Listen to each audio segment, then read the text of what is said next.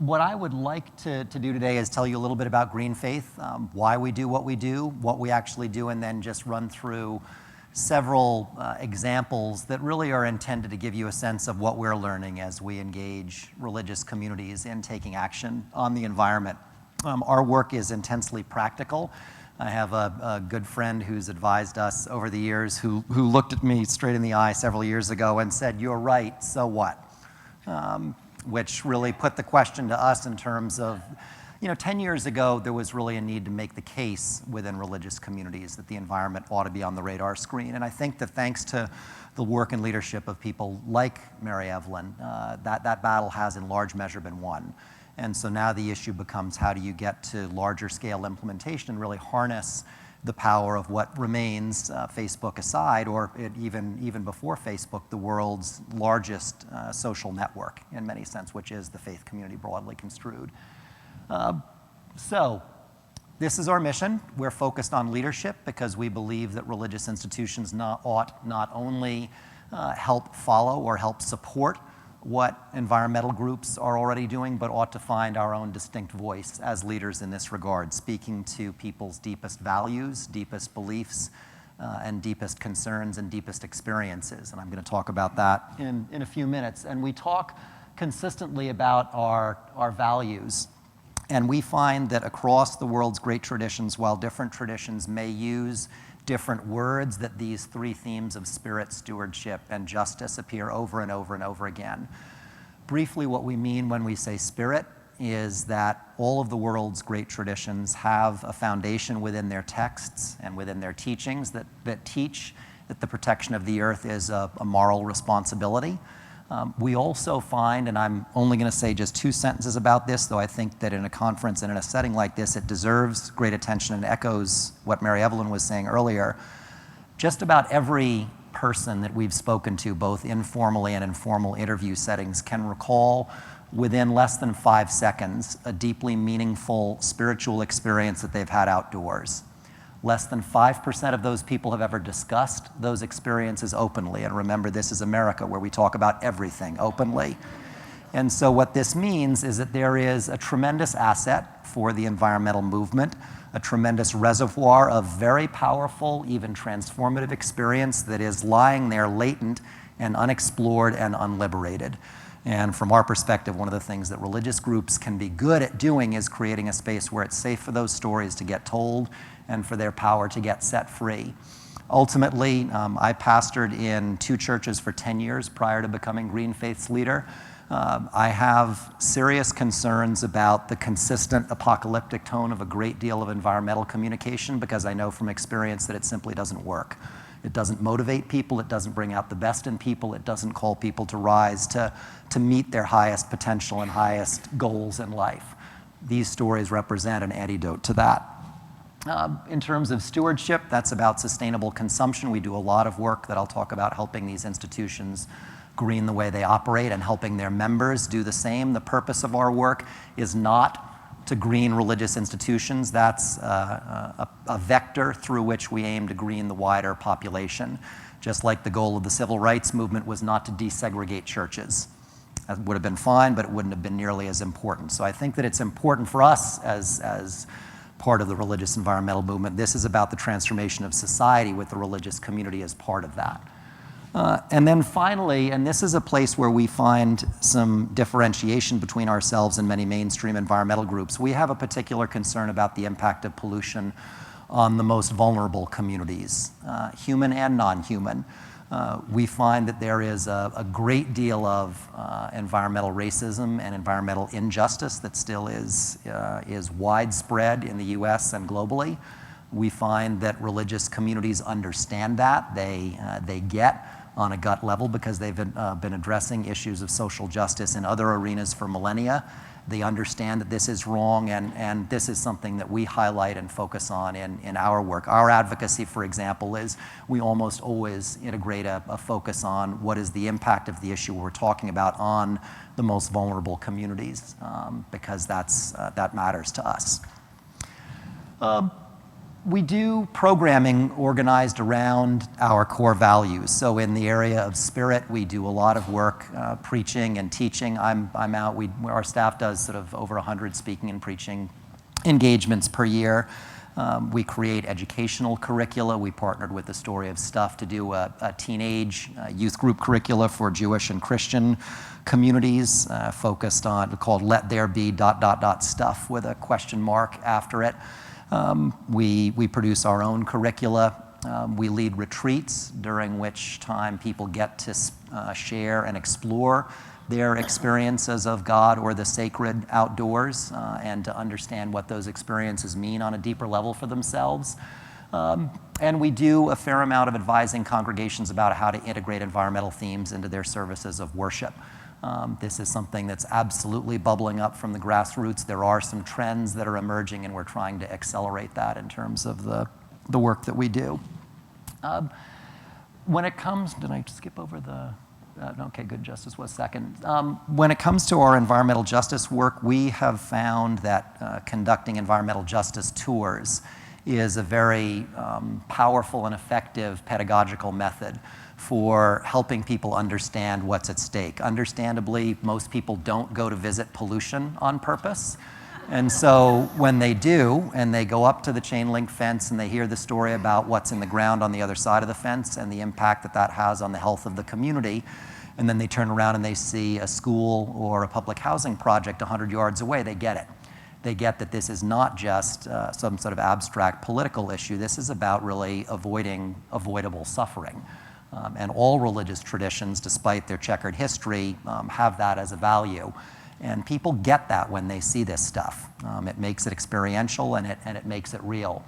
Out of that, we do advocacy, sort of traditional legislative advocacy. Last summer, we did a fair amount of work and got 11,000 faith-based signatures in support of the new mercury and air toxins rule that EPA put forward.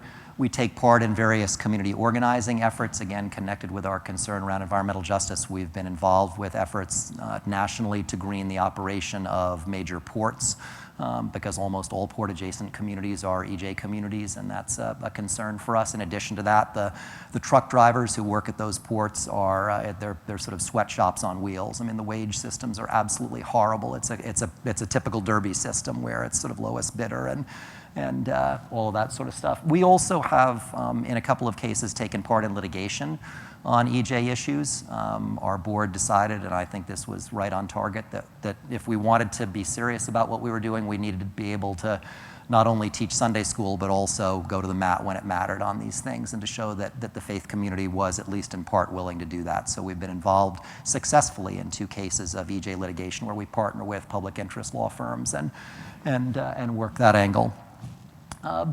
We do a lot of work helping religious institutions and their members green their consumption habits. Stacy Keneally, my colleague from GreenFaith, is our expert in that regard. We do a range of things. Stacy has done a lot of really good work in relationship to sustainable food practices for faith-based sites. We just came out a couple of weeks ago with a guide that we co-authored with Johns Hopkins on that topic, in addition to the Repairing Eden guide that Stacy wrote. We've had some fun and hope to scale up our efforts with solar financing for faith-based sites. Back several years ago in New Jersey, we took advantage of a very generous state rebate program and did a pilot in New Jersey with that. This year, we're launching an effort to do power purchase agreements for homeowners that we identify through faith-based sites. And we're able then to make a contribution to the house of worship that hosts those solar screening events for helping us find those people. And it's a great way we go. We have a flat screen that we put up, people see their home get pulled up on Google Earth, and everybody gathers around. It becomes a nice educational event, so that even if people's homes don't work, it builds this sort of knowledge and values infrastructure that's a necessary part of building a green economy, and it helps people get that this is part of what it takes. 5 or 6 years ago, we saw that theological seminaries almost completely were not addressing environmental topics. I mean, the Mary Evelyn Tuckers of the world are an endangered species, or perhaps they were never that populous in the first place. But But we saw that the future leadership of the religious community in the U.S. was graduating with an almost perfect absence of education and training on the environment. And so we created our fellowship program, which is an 18-month program. Fellows come to the Mid-Atlantic region for 3 residential retreats of 4 days apiece. They take part in monthly webinars on a combination of science education, theological education, practical training on religious environmental stuff. Every fellow writes their own eco-theological statement where they really dig deep and say, here's what I believe based on my personal experiences and my tradition. They all carry out a leadership project in their own context. We've had fellows publish books. We've had fellows do op-ed series in local papers. We've had fellows create curricula of various kinds. One we're really proud of, Father Joe Mitchell, a Catholic priest in Louisville, created a program called Lent 4.5, which is getting used by, referring to the sort of 4.5 acres per person that we've got as a sort of simple living curriculum, and it's getting used by thousands of Catholics around the country. So we've been really pleased to see that there is a tremendous amount of interest in this within the religious community, and with a little bit of structure and support and encouragement and training, really good things can happen. We realize also that not everybody is going to take the kind of time that the fellowship program involves, so we've launched our Ground for Hope initiative, which is a series of 1 or 2 day education and training events in different sites around the country to give clergy and lay leaders a sort of crash course in what can they do to take this back to their congregation, to their parish, their synagogue, their temple, their mosque, their school, and really take steps. We find over and over again that what works for religious communities is to give them stuff that's user-friendly from a religious perspective, and that's going to give their members an enjoyable, meaningful experience that's connected to their faith and that's also very practical. The theology with this is not enough, getting back to my friend who was teasing me about the you're right, so what, people want to do something. It's, if you think about Habitat for Humanity and how many faith-based groups have become involved in that and how many millions of units of affordable housing have been created, it's that the involvement piece matters with the audience that we work with. So we've got those events going up in different places, going on in different places around the country. A couple of things that we've learned about our market, so to speak. The universal interfaith phenomenon is that all religious groups believe they're poor. I can tell you for sure that many of them are not, but that doesn't matter because they believe that they are. They're all also interested in attracting new members. We've found that's one of the key drivers. Apart from, you wouldn't necessarily be able to guess it by the growth of mega churches around the country, but there are a lot of religious institutions that are struggling for membership. They have a deep anxiety about the future viability of their congregation. They want new members. And so that's a key driver. Many of them, particularly the more moderate and conservative ones, are suspicious of the word environment or environmental. It comes with heavy ideological baggage for them. We have to work with that a lot. I've mentioned about the turnkey program. So we really try to organize our programs to respond to the needs of the constituents, the people, the institutions that we serve. We've learned a couple of things over the years. First of all, despite the fact that all these institutions believe they're poor, we've found that giving them stuff for free is, generally speaking, not a great idea. They don't value it. We did energy audits for free for a number of years and got miserable results. We started charging for them and also started requiring a meaningful time commitment from the institutions where these audits were happening, and we got much better results. What I've found consistently is that while a lot of religious institutions may not have a lot of money lying around, their scarcest resource is actually time. The time, and this connects with something that Juliet was talking about earlier, that the scarcest resource for most people is their time. And so we find that we try to reorient the understanding of people and say, we can do stuff that, with our energy audits, we give them a money back guarantee. We say within a year you'll save the money you invest or we'll give it back to you. We'd love to give it back to you. We'd love to find a place that's good enough at this that they don't save money based on what we're doing. We haven't found one yet. What we do say to them is, you've got to take seriously that to do this stuff, it's going to take time. There's no way around it. It's learning a new sensibility, it's learning new behaviors, and we can make that meaningful for you, but it's going to take time. And we find that people sort of appreciate being engaged in that way, and they believe it, and it's true. We've done a lot of work, a growing amount of work, sort of trying to leverage the sort of distribution network dimension of religious institutions. I mentioned earlier the sort of large social network factor. We've done programs through which we've distributed compact fluorescent bulbs, largely through urban faith communities. We've found that they are very, very eager to participate in sort of utility-sponsored mass enrollment types of programs. We piloted a program in 2010 with PSE&G, one of the biggest mid-Atlantic state utilities, where they were trying to enroll people in a free home energy audit program through conventional sort of billboard and bus stop advertising. They were getting lousy results, particularly in urban enterprise zones.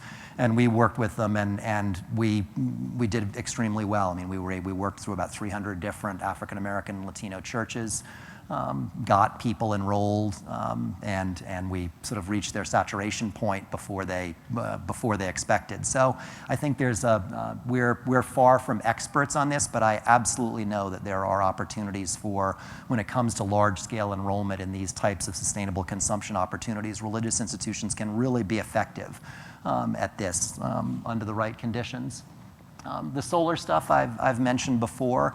Our aim is to build a national network through which we can provide financing for faith-based institutions that want to go solar, and also households that want to go solar.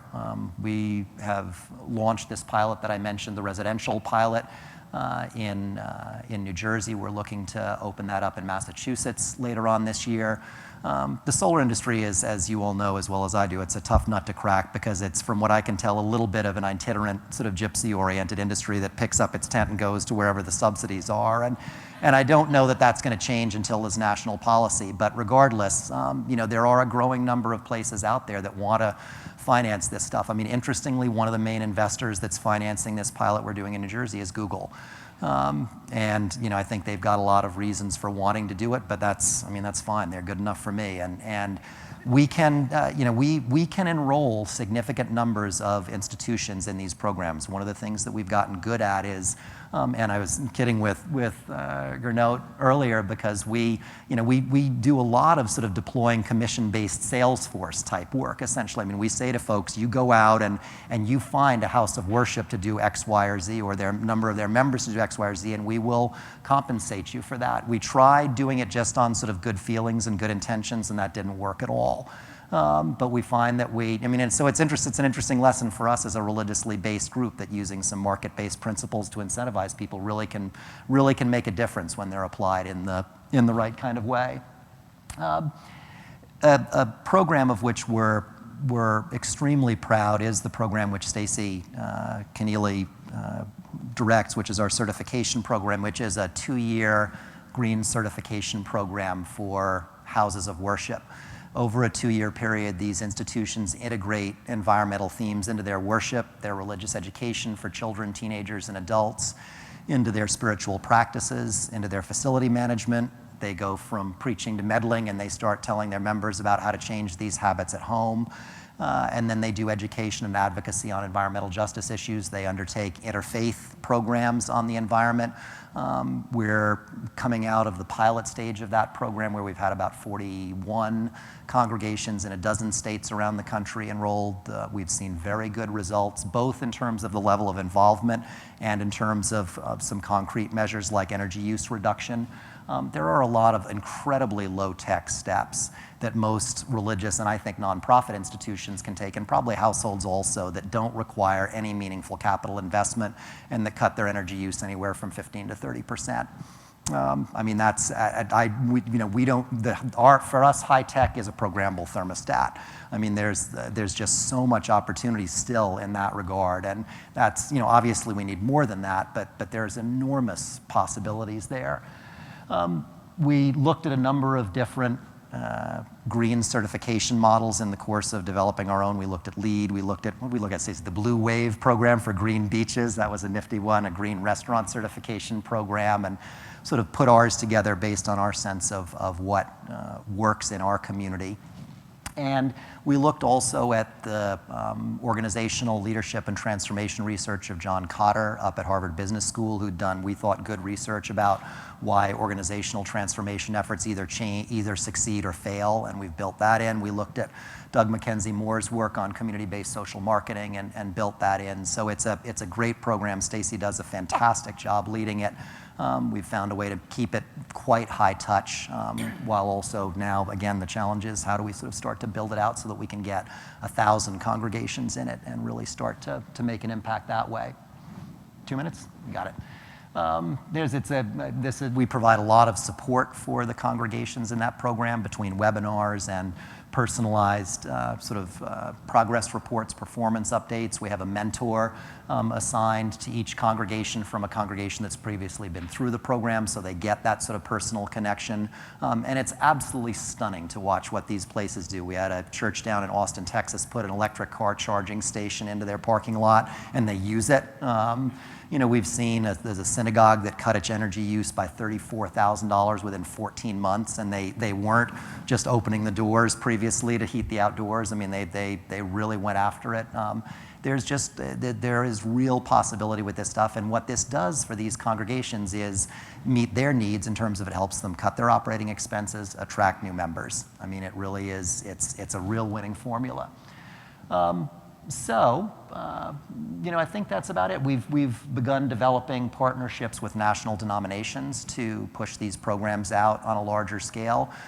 We're very focused on the importance of quality in our programming, so we have sort of taken the expansion piece slowly up till now, but now are sort of revving our engines because we've got a lot of things lined up that we know work extremely well, and we're really proud of that. So I think that we're looking with the certification program now to create a certification track for religious retreat and conference centers and also for theological seminaries. And more religious leaders get that this is a big opportunity. I was in what I thought was a non-fundraising meeting with the leader of a seminary in New York City 2 weeks ago, having taught a class there and was trying to sort of get the environment more onto their radar screen. Told him about our interest in getting the seminary certification track up and running, and he wrote me a $10,000 check on the spot. And theological seminaries don't do that. As I said, they're all convinced they're poor. So, but they get that this is an important opportunity, and they get what Mary Evelyn was driving at, which is that this is an opportunity for religion to evolve and to become more decent. I think that at the end of the day, I'm in this for two reasons. One is I believe that people of faith need to be active in protecting creation because it's a tremendous gift to us, and we owe it to our Creator as well as to all forms of life. And the second thing is that when I look at what's happened to religion over the last 30 to 50 years globally, where there's been such a shift towards, I think, a less healthy and less humane expression of religion through various forms of fundamentalism globally, I think this represents religion's best chance to earn a future for itself that it deserves to be a part of the global community. So, many thanks.